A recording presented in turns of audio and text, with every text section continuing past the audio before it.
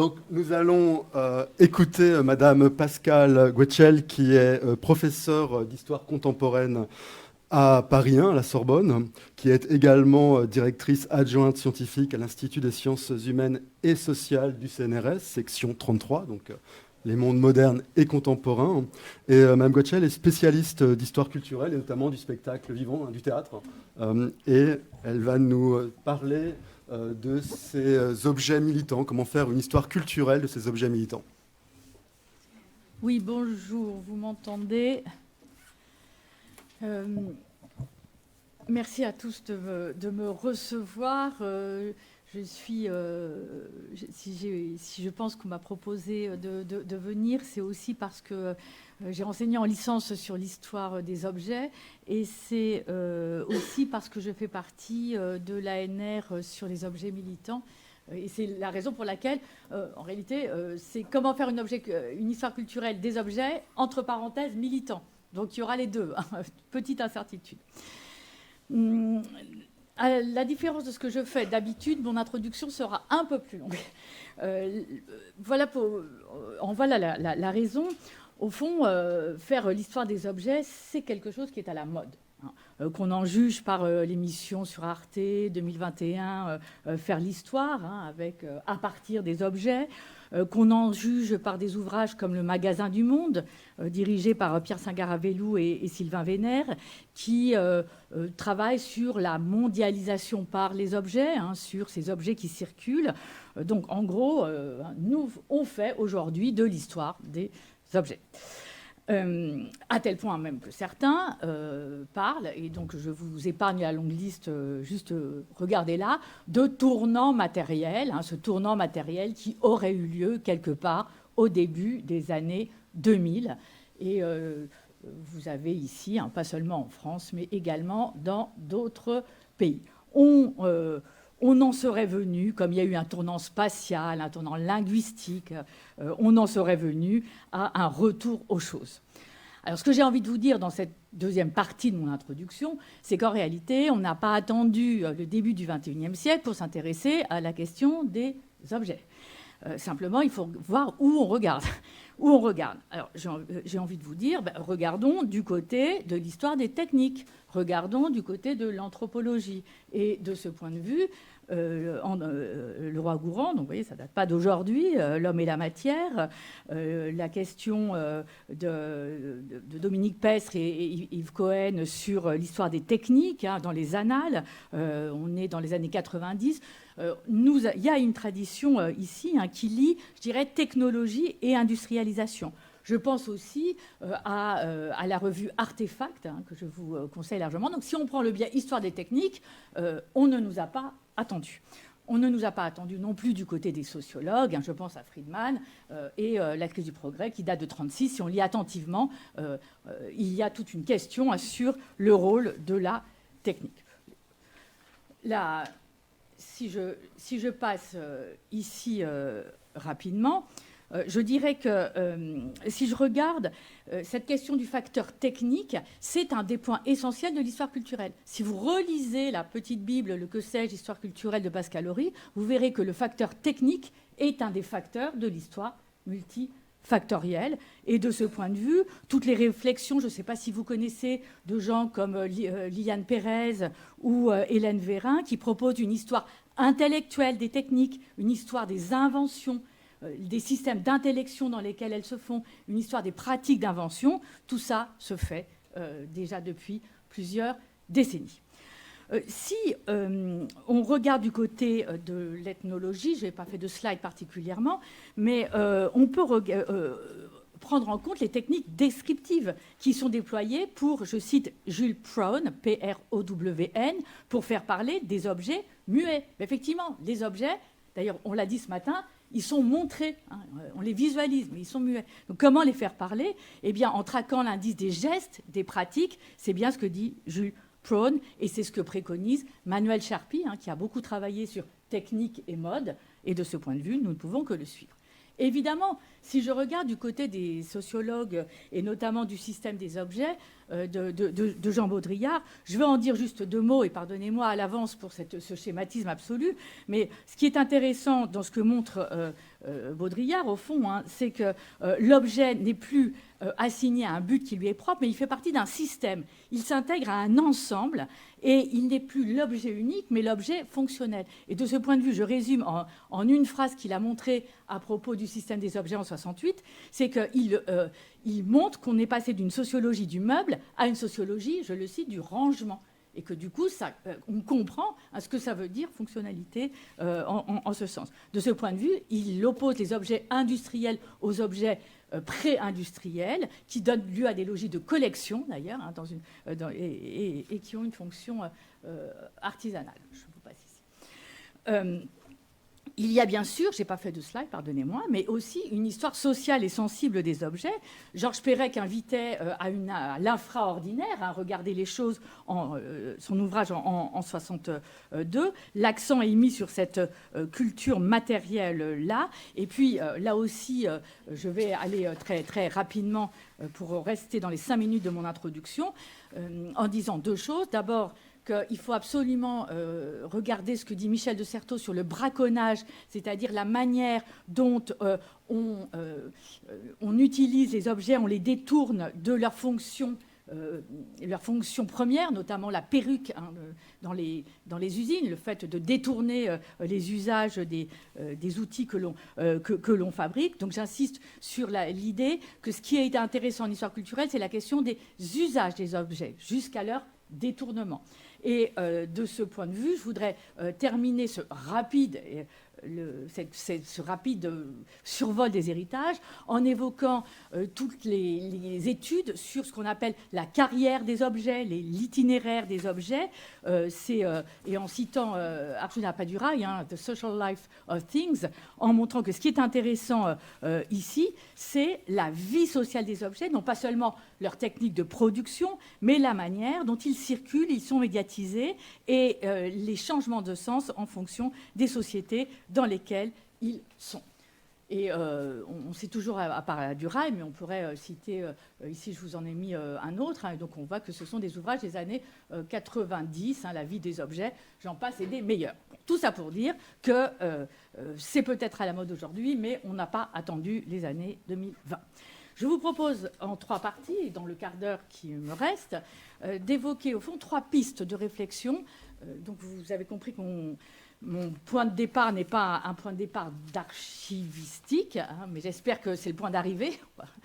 Alors, premier élément, une histoire par les objets.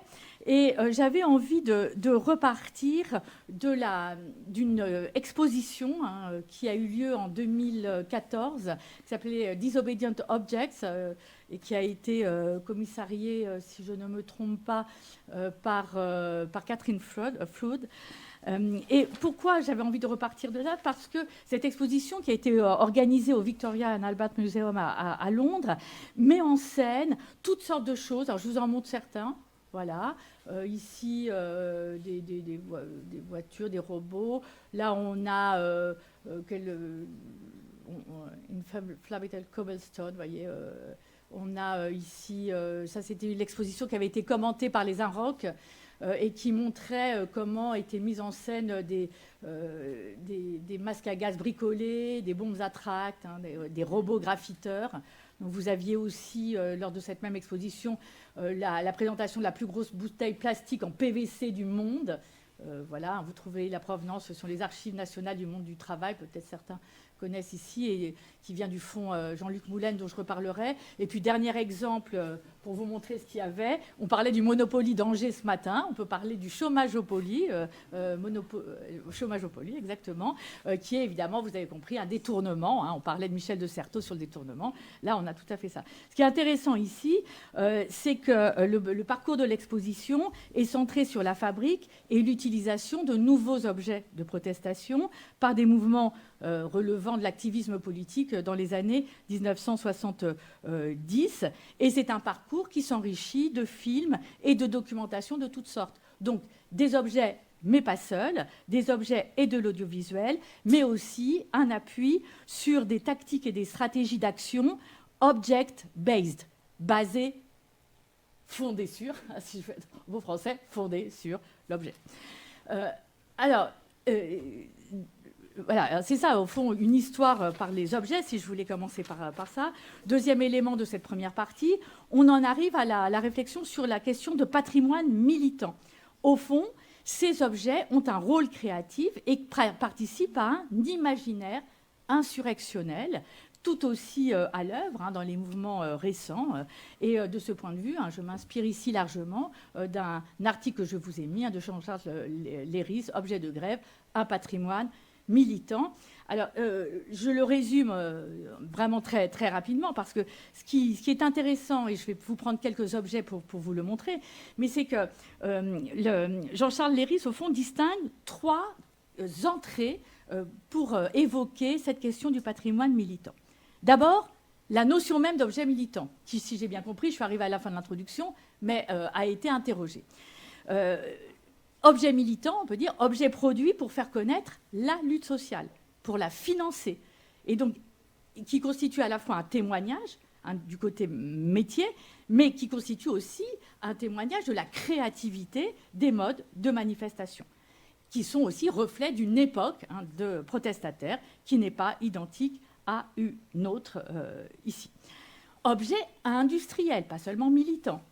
Parce que ce qui est intéressant, c'est que l'objet industriel, c'est celui, bien sûr, qui est produit dans le cadre de la grande production, mais c'est aussi celui qui est produit dans le cadre habituel du mode de fabrique, mais qui est en même temps détourné de son usage, pour reprendre ici le Certeau.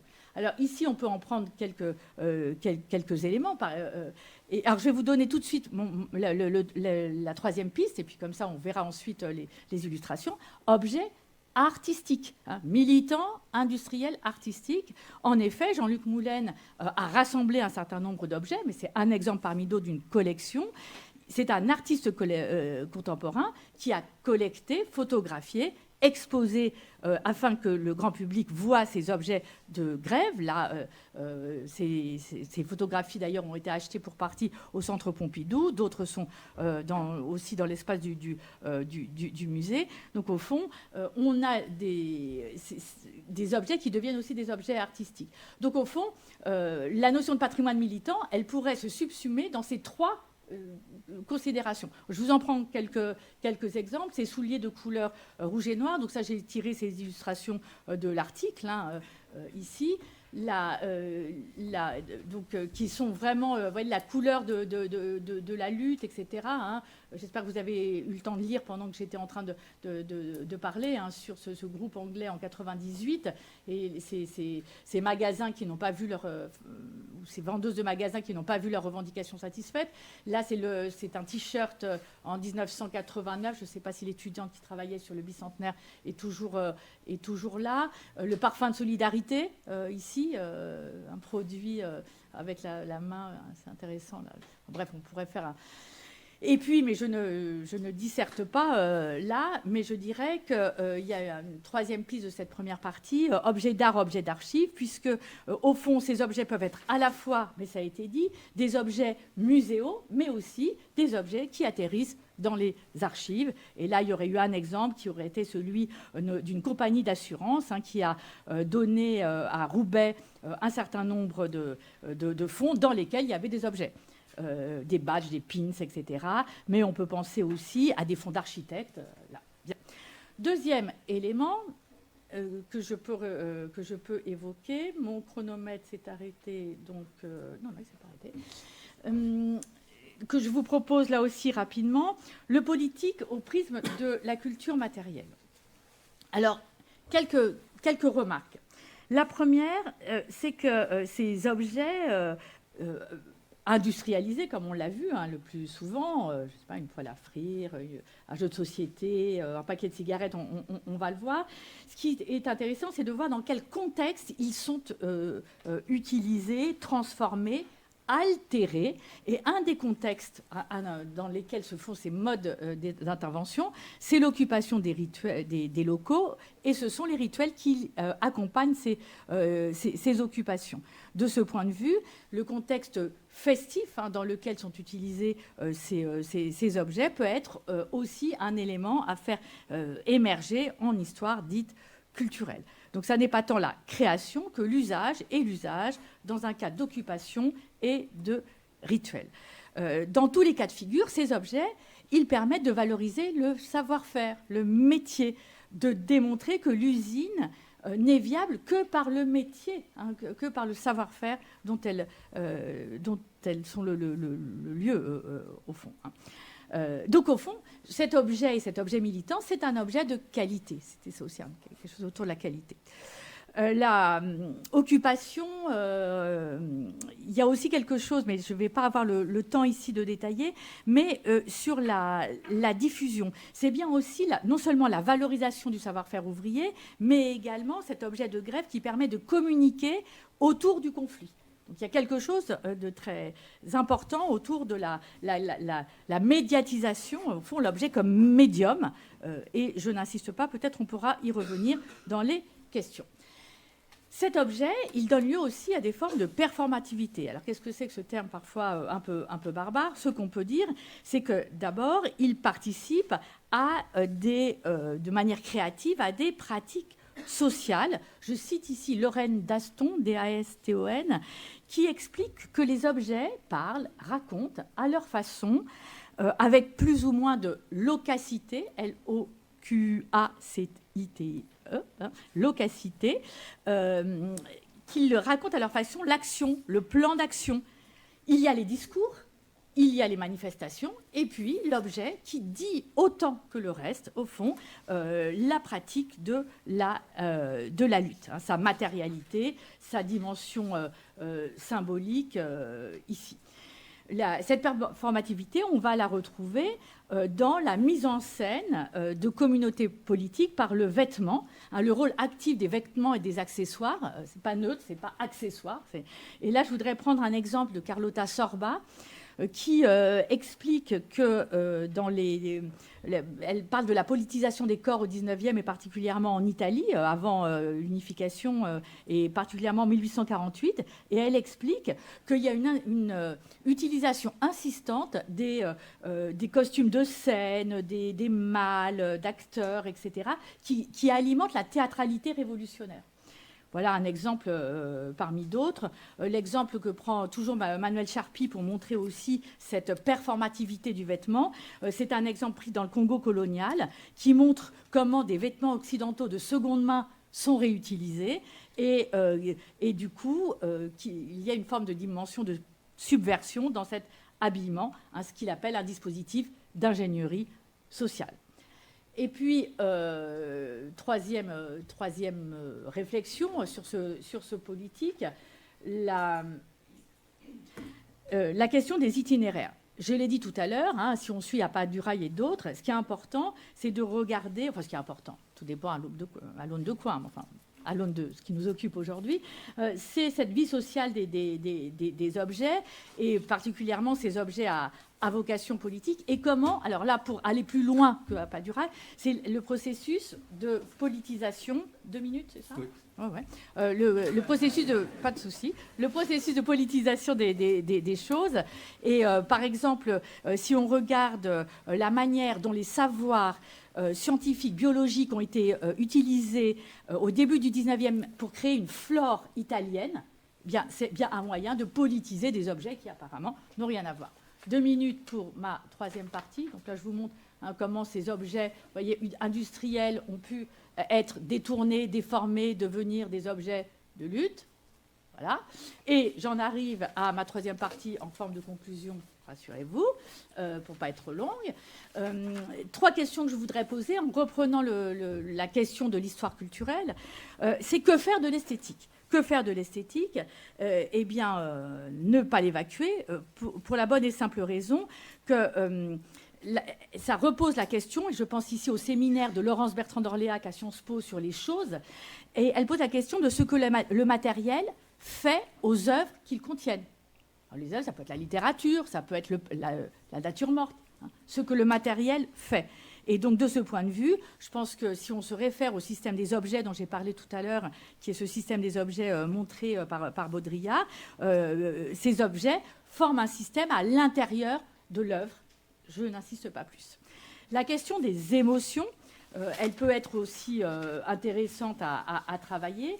Et là aussi, je me réfère à Carlotta Sorba, hein, ce qu'elle appelle le Material Engagement Theory, c'est-à-dire la manière dont les émotions passent par les objets politiques. Non seulement passent, mais sont activées par les objets politiques. Comment les passions sont orientées. Et au-delà, et pour prendre un exemple très concret d'émotion, la capacité, l'agency des objets à réactiver le passé, à devenir les voyageurs dans le temps. Et c'est la question notamment des mémoires, l'afterlife post-Mao. Hein, comment, au fond, la mémoire de la République populaire chinoise, collectionnée par un certain nombre de particuliers, moins de collectifs, peut être intéressante. Et puis, je termine par cette question des usages, qui est très chère à l'histoire culturelle, en revenant sur l'importance accordée aux usages, aux manipulations symboliques, et pour ajouter un élément qui est que deux réflexions en forme de conclusion. La première, c'est que cette question des emplois, des réemplois, des détournements, elle peut renvoyer à la question des fili, P-H-I-L-I-E-S, c'est-à-dire les objets donnent lieu à des fili particulières. Par exemple, on collectionne des timbres-poste, on collectionne des pierres, etc. Amateurs, passionnés. Donc en même temps, les objets rassemblent des communautés. Hein, Roger Chartier parlait des pratiques de lecture, on peut parler des pratiques autour d'objets. En même temps, elles divisent. Et je pense aussi que les objets sont les lieux de conflits, des conflits d'usage. Les drapeaux brûlés, les statues déboulonnées, etc. Hein, et donc des luttes pour occuper l'espace public. Et ces luttes, évidemment, concernent directement les objets. Et j'en termine par ma dernière réflexion pour être dans les temps, pour dire que l'histoire culturelle, c'est aussi une approche, une méthode, un regard, mais aussi parfois d'autres sens. Et là, je voudrais citer mes collègues qui travaillent en histoire de la mode. Je pense notamment à Sophie Kurjan, qui prône une histoire tactile. En séminaire, elles arrivent avec les vêtements, hein, et on les touche. Et c'est le toucher, et pas seulement le regard, qui permet de faire l'étude, de faire l'analyse de. Donc je vous invite tous à faire une histoire tactile, et je me retourne vers les archivistes. Comment fait-on une histoire tactile dans les fonds d'archives? Question que je vous soumets. Voilà.